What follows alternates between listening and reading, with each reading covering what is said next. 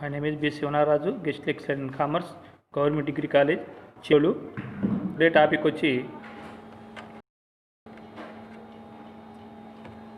Second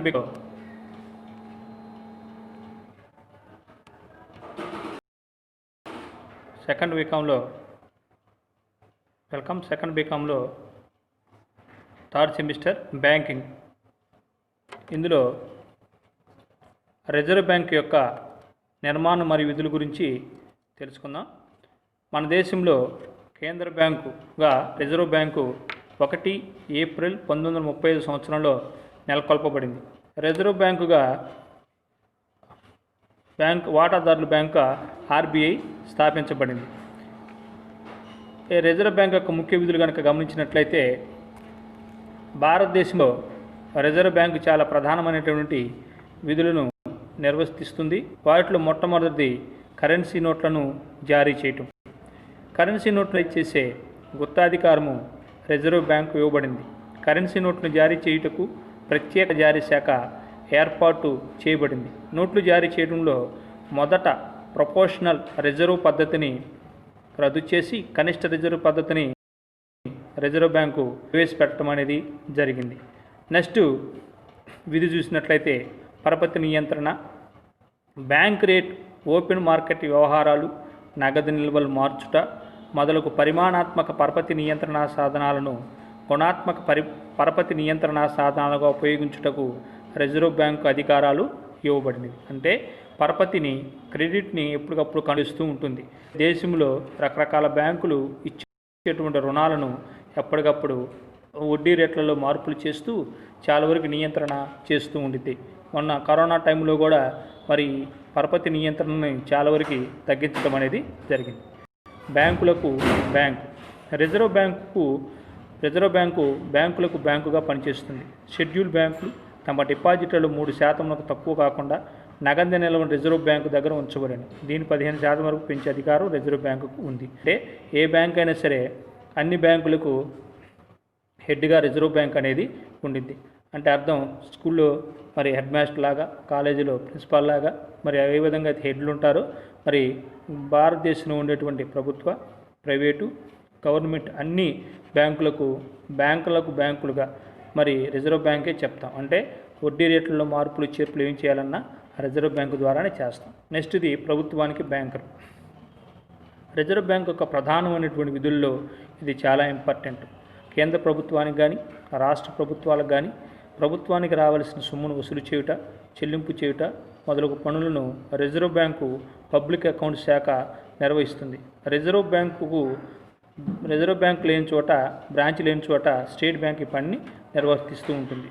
next ఇది విదేశీ మారకపు రిజర్వులను పరిరక్షణ చేయటం. నేటి ఆధునిక యుగంలో ఒక దేశం నుంచి మరొక దేశానికి ఉద్యోగ నిమిత్తం, వ్యాపార నిమిత్తం మరి వెళుతూ ఉంటారు. కాబట్టి అభివృద్ధి చెందుతున్నటువంటి మన భారతదేశంలో కూడా చాలామంది ఇతర దేశాలకు ఉద్యోగాల నిమిత్తం, వ్యాపారాల నిమిత్తం చేస్తూ ఉంటారు. కాబట్టి మన దేశ కరెన్సీ, ఇతర దేశ కరెన్సీలని ఇప్పుడు భారతదేశంలో రిజర్వ్ బ్యాంకు సంరక్షణ చేయవలసింది. విదేశీ మార్పు రేటును పరిరక్షించడం రిజర్వ్ బ్యాంకు యొక్క బాధ్యతగా ఇండియా అంతర్జాతీయ ద్రవ్య నిధిలో సభ్యురాలైన తర్వాత ఇతర సభ్య దేశాలతో స్థిరమైన మారకపు రేటును రిజర్వ్ బ్యాంకు నిర్వహించవలను. విదేశీ మారకపు రేటును పరిరక్షించడమే కాక ఇండియా అంతర్జాతీయ ద్రవ్య నిధులు కూడా రిజర్వ్ బ్యాంకు పరీక్షించవలను. నెక్స్ట్ అంతిమ రుణదాత.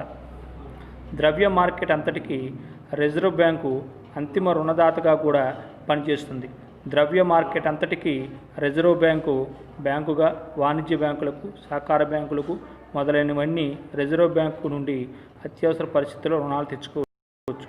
అంటే ఏ బ్యాంక్ అంటే గవర్నమెంట్ బ్యాంకులకి, మరి స్టేట్ బ్యాంక్ ఆఫ్ ఇండియా మొదలగు వాటికి రుణాలు అవసరమైనప్పుడు తప్పనిసరిగా రిజర్వ్ బ్యాంకు దగ్గర నుంచి మాత్రమే రుణాలు మంజూరు చేసుకోవడానికి అవకాశం ఉంటుంది. నెక్స్ట్ జాతీయ క్లియరింగ్ హౌస్.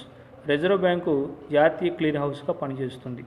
బ్యాంకుల మధ్య ఏర్పడిన అంతిమ రుణ మొత్తాలను రిజర్వ్ బ్యాంకు పరిష్కారం చేస్తుంది. అంటే బ్యాంకులకు రావాల్సినటువంటి రాని బాకీ సమస్యలు ఏర్పడినప్పుడు ఈ ఆర్బీఐ మరి వాటి మధ్య ఉన్నటువంటి సమస్యలను క్లియర్ చేసి వాటిని మరి రద్దు చేయడం అనేది జరుగుతూ ఉంది. నెక్స్ట్ ఆర్థిక అభివృద్ధి పనులు. భారతదేశం అభివృద్ధి చెందుతున్నటువంటి దేశం. నేటి ఆర్థిక యుగంలో ఆర్థిక అభివృద్ధి చేయడం అంటే వ్యవసాయం, పరిశ్రమలను అభివృద్ధి చేయాలి. సంప్రదాయబద్ధమైన విధులు నిర్వహించడమే కాక ఆర్థిక అభివృద్ధి దోహదపడే నూతన విధులను రిజర్వ్ బ్యాంకుకు చేపట్టింది. పారిశ్రామిక విత్తమును పెంపొందించుట, వ్యవసాయ పరపతిని పెంపొందించుట, ఎగుమతులు పెంపొందించుటను కలగజేస్తుంది. అంటే దేశానికి రావాల్సినటువంటి ఆర్థిక వృద్ధి పరిశ్రమల ద్వారా కానీ వ్యవసాయం ద్వారా కానీ అభివృద్ధి చేయడం అనేది చాలా ముఖ్యంగా రిజర్వ్ బ్యాంక్ గురించి చెప్పుకోవచ్చు. నెక్స్ట్ ఇది పరిశోధన గణాంకాల శాఖ. రిజర్వ్ బ్యాంకు నిర్వహిస్తున్నటువంటి మరొక ప్రధానమైనటువంటి శాఖ department of research and statistics. Reserve bank పరిశోధన గణాంకాల శాఖ ఏర్పడింది. దీని యొక్క ముఖ్య ఉద్దేశం ఏంటంటే దేశం ఆర్థిక మాంద్యం ఎలా ఉంది, ద్రవ్యోల్బణం ఏ విధంగా ఉంది, మరి ఇవన్నీ కూడా మరి ఆర్బీఐ అనేది తప్పనిసరిగా మరి కనుక్కోవటం జరుగుతూ ఉండిద్ది.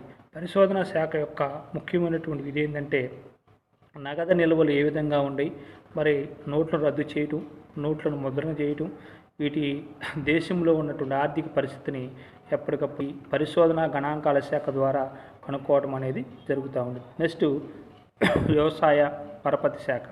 వ్యవసాయ పరపతి శాఖ అనేది చాలా ఇంపార్టెంట్ అయినటువంటి భారతదేశం మరి వ్యవసాయ దేశం కాబట్టి భారతదేశంలో పనిచేసేటువంటి పేద ప్రజలకు, వ్యవసాయదారులకు వ్యవసాయ పరపతి శాఖ ద్వారా మరి ఆర్ఆర్బి ప్రాంతీయ గ్రామీణ బ్యాంకుల ద్వారా, వ్యవసాయ కోఆపరేటివ్ బ్యాంకుల ద్వారా ఈ వ్యవసాయ పరపతి శాఖ ద్వారా ప్రజలకు రుణాలను ఇవ్వటం అనేది జరుగుతూ ఉంటుంది. నెక్స్ట్ బ్యాంకుల మీద పర్యవేక్షణ.